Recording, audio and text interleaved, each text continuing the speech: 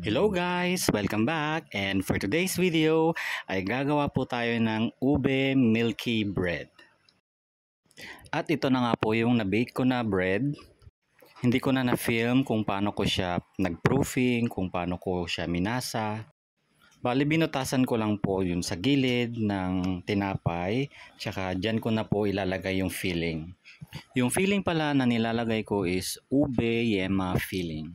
So pagkatapos nating lagyan ng filling, so magbabrush naman po tayo ng butter o kaya ng margarine kung walang butter sa ibabaw po ng ating tinapay. And then after that, ididip na po natin siya dun sa na-prepare po natin na milk and sugar na mixture. Bale, ang gagawin ko po sana dito is ube milky cheesy bread po sana ang gagawin ko. Kaso, nung nag-cut po ako, hindi na po ako nakapaglagay ng cheese at saka ng filling. Kaya, ayun, ganyan na lang po ang kinalabasan ng aking ginawa. Naglagay na lang ako ng filling after ko na lang pong mabake yung tinapay.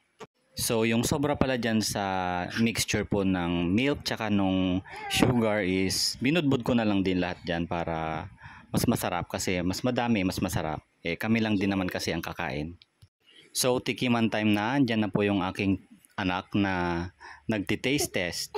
And super love naman niya yung aking ginawa. And ayun lang guys. Thank you po for watching.